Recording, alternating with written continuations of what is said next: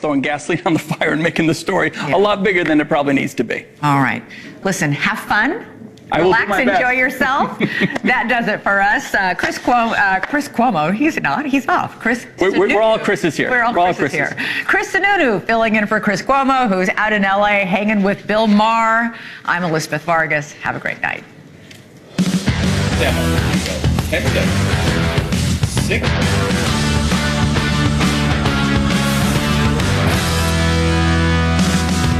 Good evening. I am Governor Chris Sununu, filling in for Chris Cuomo, who is, yes, out hanging out with Bill Maher and all the beautiful people in California. So we'll see if he comes back with a deeper tan than we're normally seeing from Chris. So, unfortunately today, with the Trump administration, the Signal story, it's still a top headline. There were some big questions to be answered when the story broke on Monday. And due to the poor response from our intelligence chiefs at yesterday's hearing, they created more questions than they answered. Now, I don't blame the president for this or the White House staff, but they're now in the unenviable position of having to answer for their team's mistake. And that's what this was. It was a mistake. It wasn't intentional or nefarious or some scandal, as some would like to call it. It was a mistake. And even as Secretary Rubio acknowledged, a big one. Now, as a governor who has sat as chief executive, I do understand the responsibility of clear messaging in a time of crisis. I do believe the American public would have been ready to move on by now if those responsible had just owned 100% of this from the beginning. On Monday, I think we're headed in the right direction. And it was the president himself who said that they would investigate how it happened, get to the bottom of what actually happened to ensure it doesn't happen again. Great. This was the right messaging from the White House. Until Secretary Hegseth moved the conversation from what happened to what the hell. He went after Goldberg by using the word hoax. Bad move. Look, Goldberg is a liberal, partisan journalist, undeniably so, but it doesn't make him wrong. And that was followed up with testimony claiming the information wasn't classified. Now, maybe that was correct on a technical basis, but everyone in America looked at those texts. They had detailed information, like the timing of a bombing. And now we all have even more questions, adding oxygen to the story, not ending it. If the timing of a military bombing isn't secret classified information, then what is? And when they claimed it wasn't classified, well, they effectively dared Goldberg to release the remaining text that he had held back. And so once again, the story gets bigger. Now, The Atlantic today released just about all of the messages in the Signal chat, including Pete Hegseth's message, giving the exact timing of the strikes and the specific weapons that would be used against the Houthis. But National Security Advisor Waltz and other Republicans are hinting that something fishy may have happened when Goldberg was added to the chat. Take a listen. No, Laura, I'm not a conspiracy theorist, but of all the people out there, somehow this guy who has lied about the president, who has lied to Gold Star families, he's the one that somehow gets on somebody's contact and then gets sucked into this group. I do know Jeffrey Goldberg wasn't accidentally added to the text thread. It's interesting also that Jeffrey Goldberg held this information until the day before the Senate hearing. So it starts to look like a coordinated effort at some level.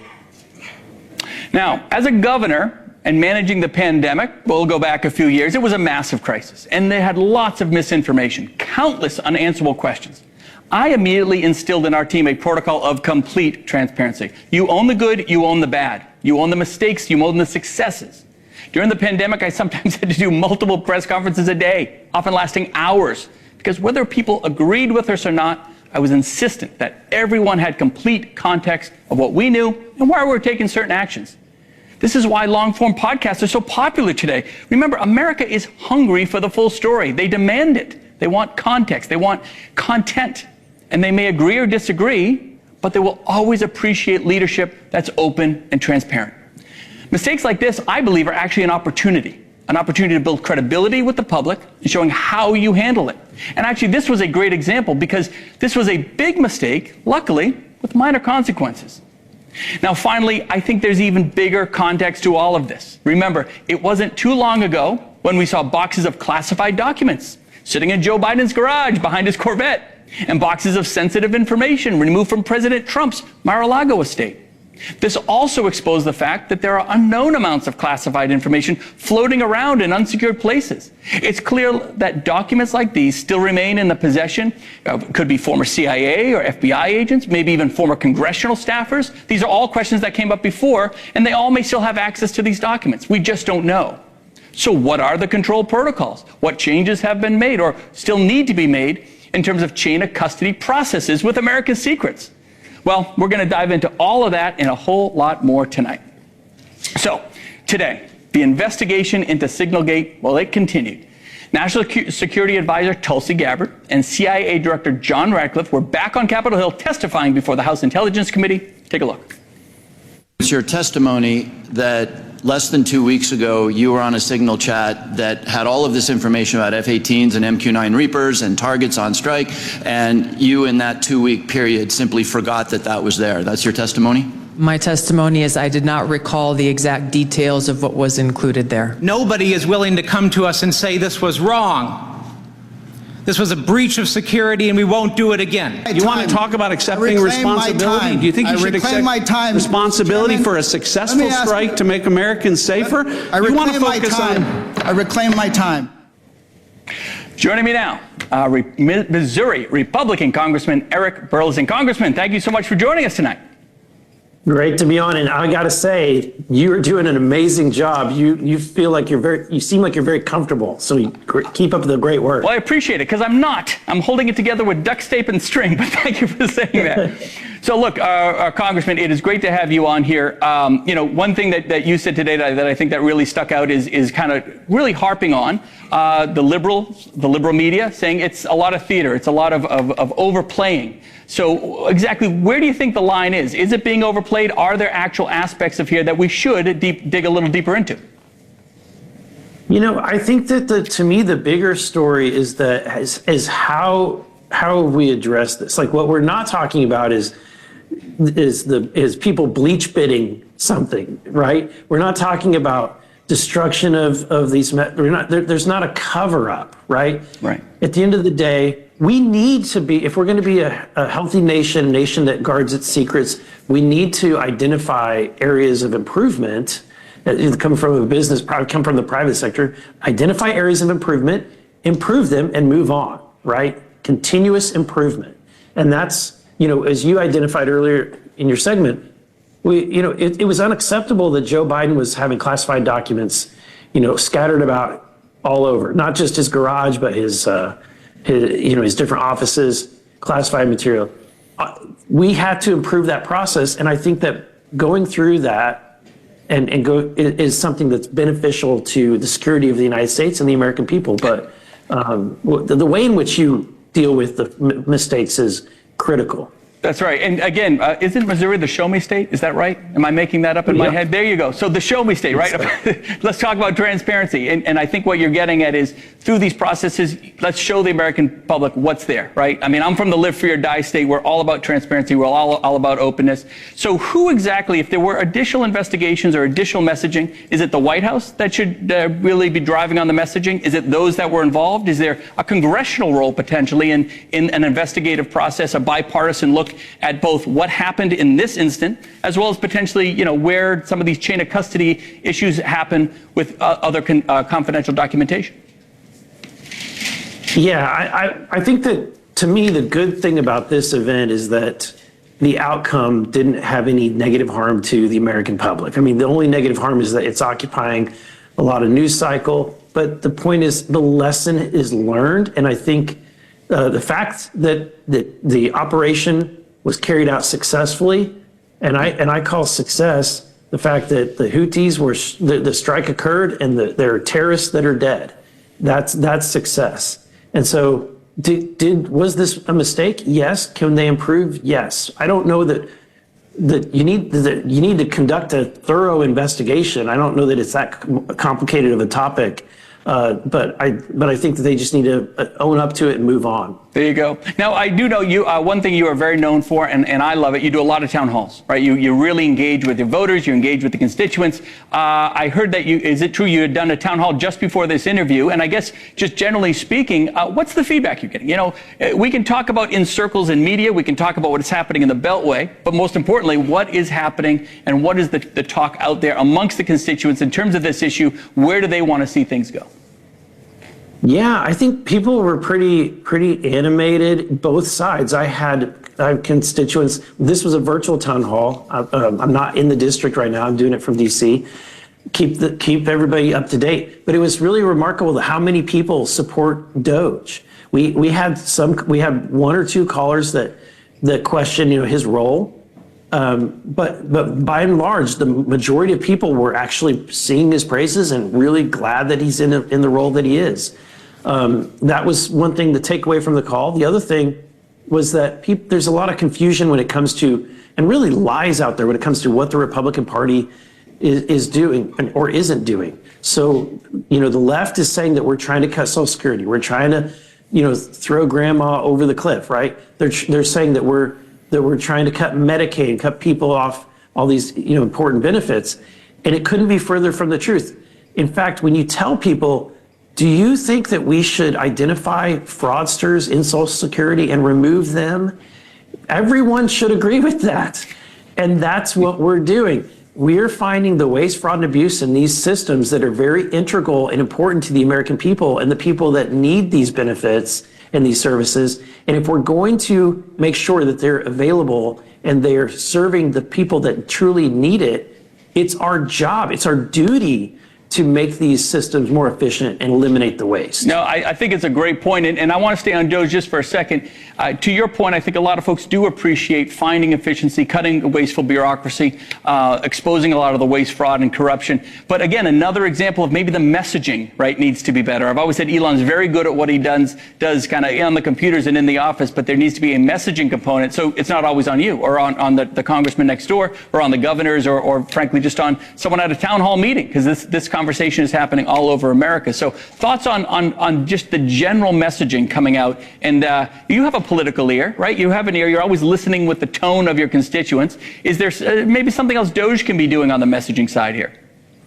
I personally love both the jib of Donald Trump and Elon. I actually find it refreshing people that are not politicians and don't try to mince their words. They speak directly what's on their mind.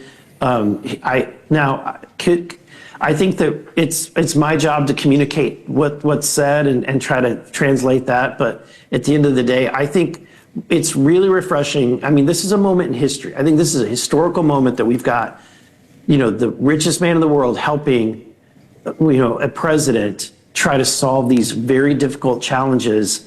And we have two, and both of them are individuals. They're not politicians. They just speak their mind. They speak exactly what they think. Well, there's no doubt it is refreshing, and maybe too refreshing, right, for some folks. They're so used to the bureaucracy and the politicians kind of taking the lead. But this is an administration that was elected to disrupt, right, to do something a little bit different, and they're doing a lot of that.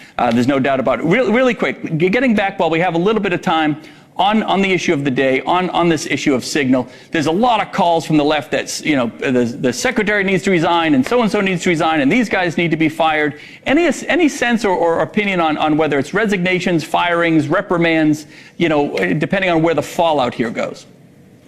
Yeah, no, I don't think that's going to happen. I don't think Trump I think he's been there and he's done that. I don't think that he's going to, look, the guy took a bullet to the head. He survived all these lawsuits. I don't think that he's going to succumb to criticism. Trump, if he's going to fire somebody, it's going to be because he is frustrated with their performance, not because the left is complaining about these individuals. Well said. Well said. Congressman, cannot thank you enough for joining us today. I know you got a lot more town halls in the future. I know your constituents are going to keep engaging with you. And again, we'll see where this entire story goes. But keep up the great work, sir. Thank you.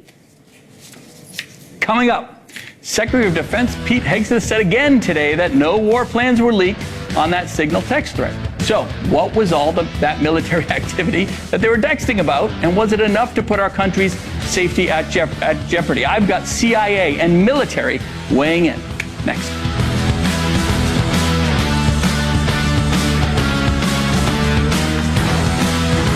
Thanks for listening to News Nation on the go. I'm Senior National Correspondent Brian Entin. We're here for you 24/7 on the News Nation app or on your Alexa. Just say, play News Nation. Texting war plans.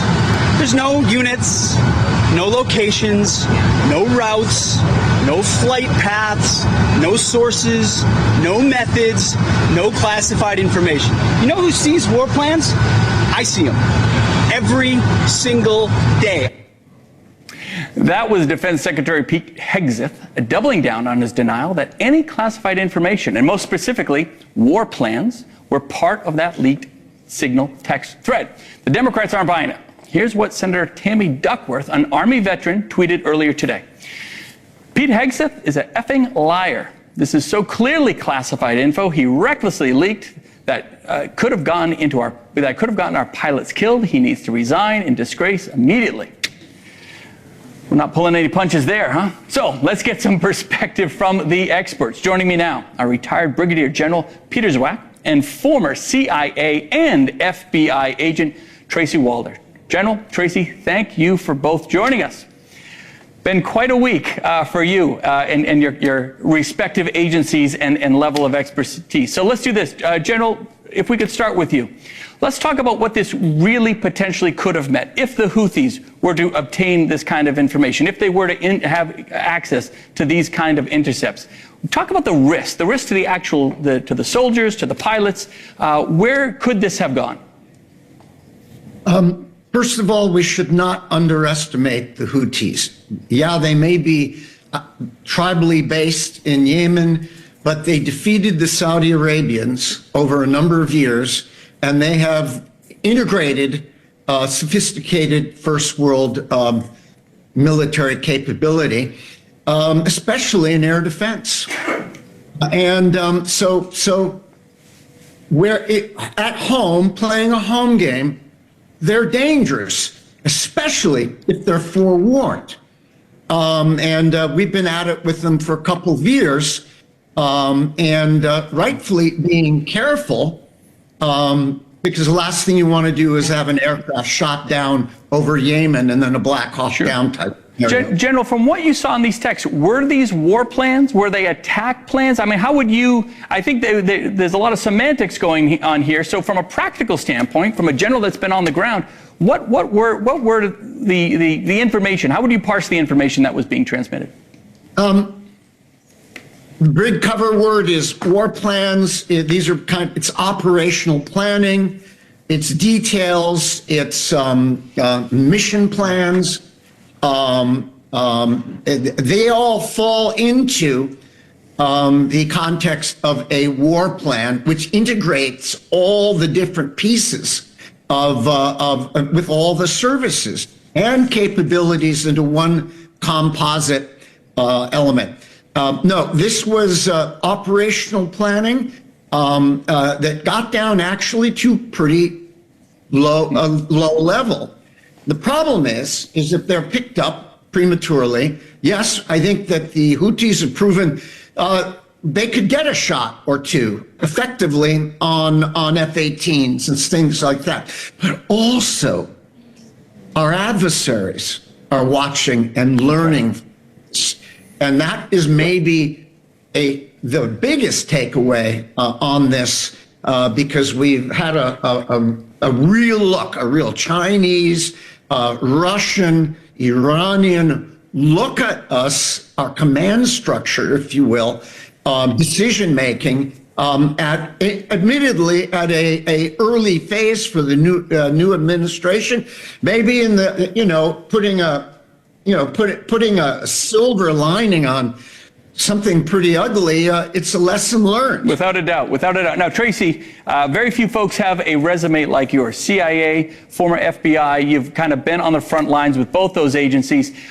Look, your take, what does this actually mean? And a little bit in terms of, does something like this rattle the rank and file within agencies like that? Well, thank you so much for having me. I'm going to take your last question actually first. It definitely does rattle us. The reality is if I did something like this on Signal and leaked this kind of information prior to an attack happening, I most likely would have been fired. That is not something that you are allowed to do. Obviously, I did a lot with drones and targeting when I was at the CIA, and that is not information that you go back and forth with on a platform like Signal. You just don't. So that's kind of the first question there. The second one, from a CIA perspective, when I recruit human assets, they are trusting me to keep them safe. The whole goal for them is they don't want to die in giving me information that could save American lives. And when they see something like this, I really feel they will be less likely to want to spy for us. It makes sense. Also, we've kind of shown all of our cards with how we feel about Europe within the administration, and you don't want to do that. That's a huge negotiating tactic that you really want to have. Tracy, that's a great point. So let me ask you, just does it make is it your thought that it would make our allies hesitant potentially in terms of sharing information, knowing that that this is how we're transmitting it internally? I would imagine this would especially give the group called the Five Eyes, quite frankly, the biggest hesitation in sharing information, because we do share information pretty continuously, quite frankly, with them. And the understanding is it's not shared or mishandled. And so I think it would give them a tremendous amount of pause, and really rightly so, quite frankly. Sure. General, thoughts? Yeah, I completely agree with Tracy. I mean, I've worked in several Five Eyes SCIFs downrange, secret compartmental information facility, intel facility. And, you know, you got Australians, and you had New Zealanders, and you have Brits and Canadians, our allies, the Canadians. And this is all about trust, especially if you're downrange and you're really, really relying on each other. And yes, screw-ups happen. But it's so important that if we do it and we kind of know it, we've got to take responsibility and then work to clean it up. And you bring in your allies close and assure them that we've got our eye on the ball. So if I could, that is great insight on the content. Let's talk about Signal for a second, because you've both been in high security, confidential areas. What is Signal used for? It wasn't used in the CIA or the FBI. Does the military use it? Obviously not for this type of maybe content going back and forth, but is there a place for an encrypted platform like Signal within communications? Tracy, sorry, I'll go to you first. I believe so, actually. I don't have any issue necessarily with officers, folks in the military communicating really kind of day-to-day functions, right? Just, administrative functions on Signal. It is an encrypted chat, but unfortunately we know it's been penetrated, right, by the Chinese, the French, the Israelis. So I think to have those mundane conversations is actually perfectly acceptable, but they really should know better. And, as General Zwack was saying, I fully agree that this is about trust. And if you're not using the systems properly and how you communicate at a very basic level, that's problematic. So no, I don't have an issue with Signal. General, on the military side? On the military side, it is a device that can, as we all have learned, that you can call and communicate in an encrypted form. Encrypted does not mean classified. That's right.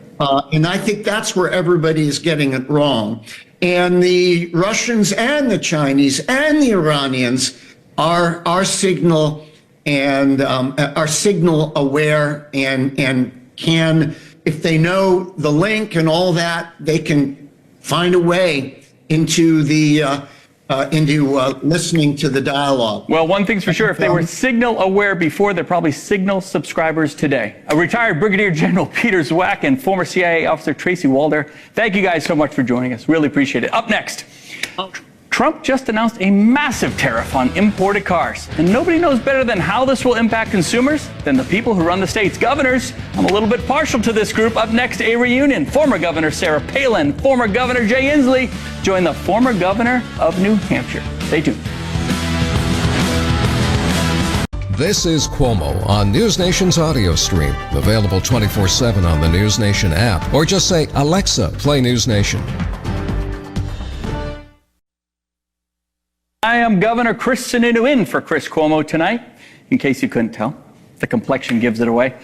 Well, one of Trump's biggest campaign promises was to drill, baby, drill. And on day one, President Trump signed an executive order promising to unleash American energy, and another order specifically aimed at increasing energy development within the state of Alaska. This mission is why Alaska Governor Mike Dunleavy, he's traveled all the way to South Korea and working on a deal that would help enable the production of $44 billion gas pipeline project in the Arctic. An amazing opportunity. This project, among others, well, it was stalled during the Biden administration as part of Biden's effort to make the United States a leader in the clean energy economy of the future, quote unquote. So, what will the president's bold approach to energy mean for everyday Americans? And is there still a place for renewable energy? So joining me now are two of my favorite type of titles, governors. State governors with very different perspectives on energy. First, we have Jay Inslee, former Democrat governor of Washington, and always a pleasure to see Sarah Palin, former Republican governor of Alaska. Guys, thank you so much for joining us. Thank you. Glad to be here. You bet. Governor Palin, let's start with you a little bit. So President Trump is obviously known for the drill, baby, drill. You see what's happening in Louisiana. Huge investment in $20 billion in liquid natural gas production and facilities down there. Billions more to come, as I mentioned. Governor Dunleavy trying to work with the South Koreans to try to get the production in oil going up in Alaska. Let's talk specifically on Alaska. Specifically, can it work? Is there opportunity there? And what's the response? What's the feedback from the folks there? Is it being seen as an economic boom, or are they a little nervous that we're going a little too hard, too fast? No, I think Alaskans realize that God just dumped this vast amount of natural resource underfoot. We just need to turn the spigot on and get these trillions of cubic feet of natural gas flowing and the billions of barrels of oil flowing instead of going hat in hand into foreign countries that weaponize energy and allow the production to be done here and to be done now. Because President Trump understands there's an inherent link between energy security and a nation's prosperity, a state's prosperity, and also our physical security also. He understands that. And the people who own the resources up here in our Constitution in Alaska, it is the people who own the resources. So as development happens with our oil, with our gas, with our minerals, because it's not just drill, baby, drill, it's mine, baby, mine. Well, the people derive benefit, financial benefit, from the development of our resources. That's what funds our state government. And that also, Governor, provides every state resident in Alaska with a dividend check. Part of the production revenue generated goes back to the people of Alaska because they own the resource. Definite economic opportunity. Now, Governor Inslee, you've been one of the champions of pushing green energy, pushing the opportunities of clean energy. I think in 2019, you signed a pretty significant Clean Energy Act within the state of Washington. Obviously, a different message coming out of Washington at this point. So where does Washington go? Is there still opportunity here? Is it a more balanced approach? Or is it more of a hard pushback against the, again, that drill, baby, drill quote from the president? Well, I'll tell you what Donald Trump has unleashed. He has unleashed an avalanche of lost jobs. We have lost 50,000 jobs in the United States because he's shut down the industries that are creating new jobs. He's got this passion. He must have been scared by a wind turbine when he was 3 years old or something. You know, I was afraid of the flying monkeys in The Wizard of Oz. I got over it. He's never gotten over his fear of wind turbines.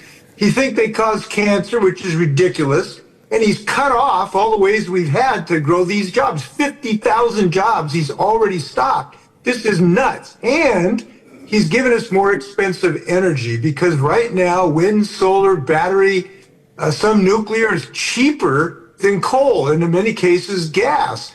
And he has prevented our country from maximizing the use of those very inexpensive renewable energy sources. It's very unfortunate. And it's the victory of ideology that causes people real job loss and increases expenses. In 16 states, costs have gone up by $32 a month because he's shut off the ability to do these clean energy sources. So what I would suggest, we got to get over this ideological fixation, do practical things. When we've got good energy that's clean and can fight climate change that is ravaging Alaska, the fires, the floods, whole villages have had to move because of the loss because of sea level rise. The tundra is melting. They have a thing in Alaska called drunk trees, where the trees are falling over.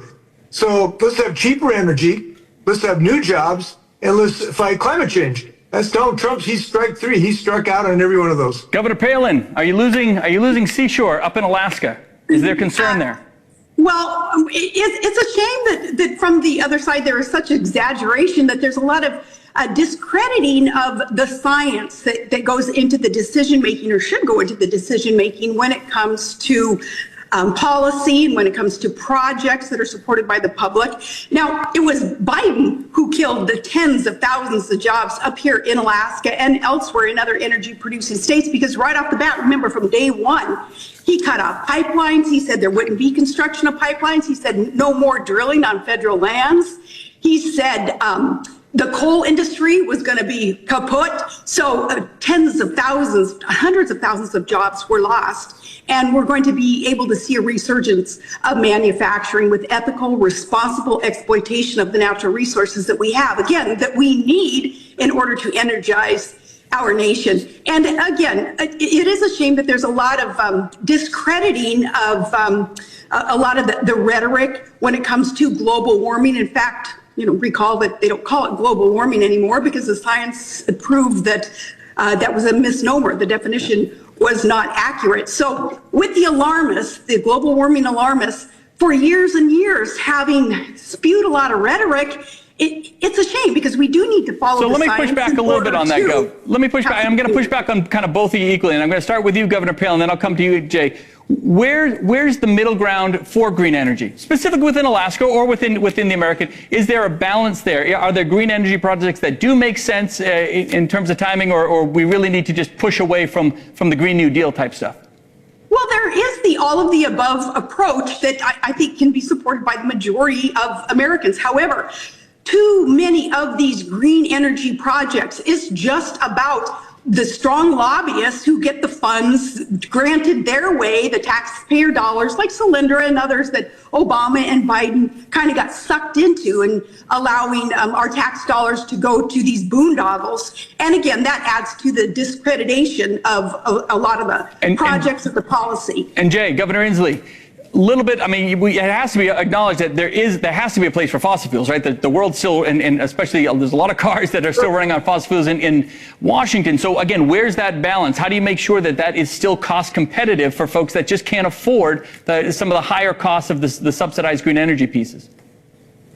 Well, what Donald Trump has done is to cut down the cheaper sources of energy. Again, I want to reiterate, wind power is cheaper than coal power in almost all of America right now. Solar power is cheaper than coal power, and much of gas in many places.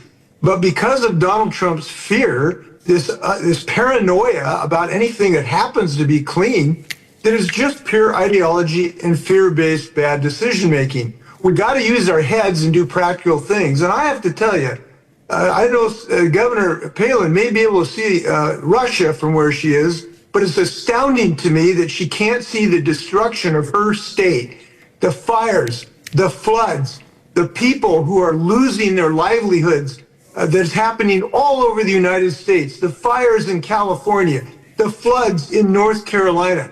We are being ravaged because of fossil fuel-based pollution, and we have to use our heads to move forward, to have rational decision-making and grow jobs. And I'll tell you what, the 50,000 jobs that have been lost because Donald Trump took away their clean energy jobs, those people aren't happy tonight about losing those jobs. So we got about a minute left. We are all former governors of Canadian border states.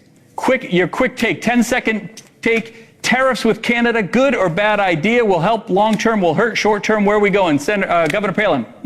I am happy that President Trump understands healthy competition requires a level playing field. And why was it right for years and years for Canada and other countries to levy these tariffs upon America, and we did not reciprocate? Now we're creating a level playing field, but even more important, we're incentivizing manufacturing to get back to America, and that's what's going to energize and really spur on our economic Governor development. Inslee, what are you seeing over there in Washington? What's the tone? What's the feel?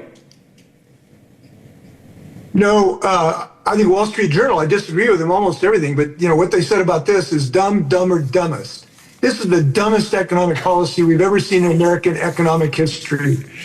Well, when you lose all of these jobs and increase car prices by 3,000 to 10,000 units, that's dumb. And so I hope American people know that. They're totally opposed to this ridiculously short-sighted approach. And that's why he's tanking in a lot of places. That's why we've won the last special elections. People get this.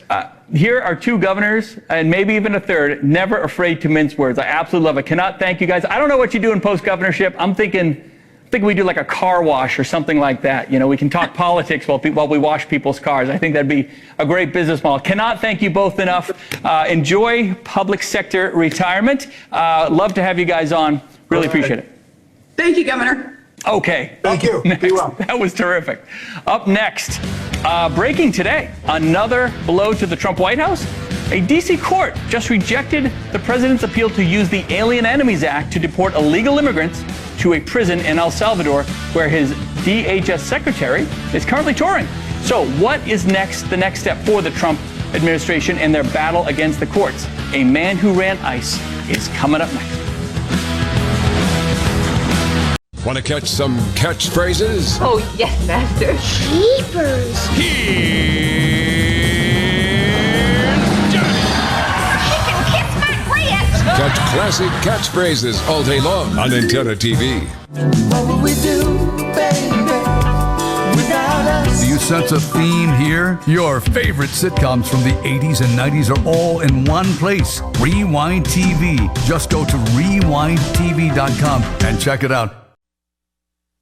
Breaking tonight, a big blow to President Trump's deportation plans. A federal appeals court has now upheld the temporary block, stopping the president from using the Alien Enemies Act to deport illegal immigrants to an El Salvador prison. The ruling comes as DHS Secretary Kristi Noem is currently, today, right now as we speak, in El Salvador. She's touring the prison in an effort to increase the number of deportation flights. The Trump administration's deportations to that prison, they've been halted because one of the judges feared migrants could face torture there. So how much of an impact will this have on Trump's immigration crackdown? Let's bring in former acting director of ICE under President Obama, John Sandway. John, thank you for joining us. Yeah, thanks, Governor. Thanks for having me. You bet. So let's start with the actual ruling. Did the appellate court get this one right? Governor, I'm not surprised by the ruling. I listened to the oral argument. You could see where the court was going. I'm not sure that this should be that controversial given a couple of factors. One, it's a temporary injunction just designed to allow the court to dig into some of the additional facts and some of the complicated legal questions that this presents.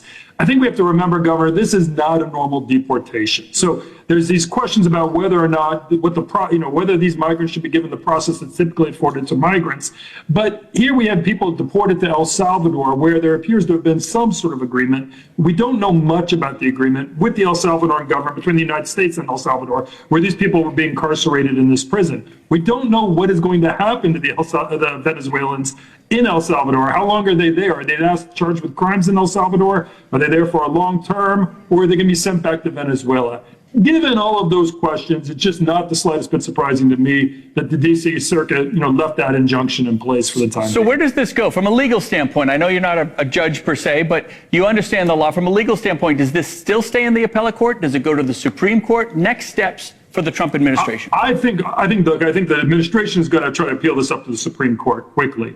I would expect, the Governor, it's always hard to predict with the Supreme Court. You know that as well as I do, what they're going to do. I would expect that they probably very quickly and quietly pass on this without saying much, kick it back down to the district court. But I think with the tension between the administration and the district court's not going away. The administration has invoked the State Secrets Act. That judge is going to want answers to those questions I just raised. What is the agreement with El Salvador? Are we paying them? Are they acting as our agent? Are they doing this at our request? How long will these people be there? Or is this just a stop point en route to Venezuela? And I don't know if the administration is going to want to answer those questions. And I worry they're going to be quickly back up at the D.C. Circuit and maybe then up at the Supreme Court for somebody to weigh in on what obligations the administration has to share that information. so that the court can make some decisions. So let's play a scenario here. Let's say Trump wins. Let's say the president wins, whether it's in the Supreme Court, back at the Circuit Court, whatever it might be. It's pretty unique that we're using the Alien Enemies Act. So in your kind of opinion here, what does that mean? Does that open a bigger door that we weren't really expecting? Yeah, Governor, the biggest problem, the biggest impediment to the president's mass deportation plan are the backlogged immigration courts. Most of the 10, 11, 12 million migrants in this country can't be deported until they see an immigration judge and the judge orders them removed from the United States.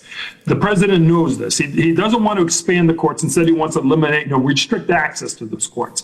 Alien enemies could be a huge opportunity for him. And so I think that this in many ways is a test case. So you start with the gang members. If you succeed in the gang members, start expanding it. And it could really be a pathway to allow for the mass deportations. But again, that's why this case is so important to the administration because, again, a smaller population, but should he get the green light? And it's, and the courts determine, hey, this is an unreviewable. We don't have the authority to decide when he designates a population. Yeah, I would expect a rapid expansion in order to fast track those deportations. Now I'm watching some of the, just your opinion here. I'm watching some of these pictures. We're showing shots of that prison in El Salvador. The judge here said that she was concerned that there was going to be torture of these migrants back. Is there any validity in that? That's the first time I think we've ever heard concern about that. At least under the common definition, I'm not entirely sure. I will say this though, Governor, similar to, the state prisons, across the country, ICE is obligated to adhere to certain standards when you detain people. So that requires basic medical care, access to doctors, access to telephones, access to your lawyer, access to, for especially in immigration, consular officials from your home country. It does seem clear to me that this prison in El Salvador certainly would not meet U.S. standards for any prison or jail. It would fall woefully short of that. But again, that's just another one of these issues that I think this court is going to have to decide. It's Governor, such an unprecedented situation where we deport people to a third country with an agreement in place to detain them. And it just really, what concerns me is this fight about what is the court entitled to know, because it raises all these questions about the nature of the agreement between the U.S. and El Salvador. But in any event, I don't know if it's torture, but it's obviously not compliant with ICE detention standards. John, we got about a minute. With the time we have left, I want to take a slightly different track. Sanctuary cities. As governor of New Hampshire, I pushed back very hard against sanctuary cities and the ability to do that. But now the president is pushing hard with an executive order, effectively pushing all states to banish the sense of sanctuary cities and sanctuary state. How does he do that? I mean, I understand the governor can do it potentially, but any thoughts on where that can be effective? It's all the money. He's going to go after the money. It's the only way to do it. Leverage the money. That's the only way. And again, you think he has the pathway and the right to do that? He's going to get sued over it, but look, as you know, the states are reliant on transportation grants, education grants, a lot of federal money. I think that's the leverage the president has. That's what I expect him to try to use to squeeze these sanctuary cities. John, cannot thank you enough. Great to have your expertise here. We are going to be right back and hopefully wrap this thing up before I completely lose this show. Appreciate it. This is NewsNation with a trust rating higher than any of our competitors. NewsNation is proud to be America's fastest growing cable news network. See for yourself at joinnn.com. For tonight, I want to thank Chris Cuomo for letting me fill in his chair. He'll be back tomorrow from the beautiful people in California, probably with a few stories under his belt. Bill O'Reilly and Stephen A. Smith will join him. But right now, we're going to Leland Vittert. He picks up coverage in the Beltway of D.C. It is Chris, but not Chris Cuomo. Great job. You want another hour? I can go get a beer.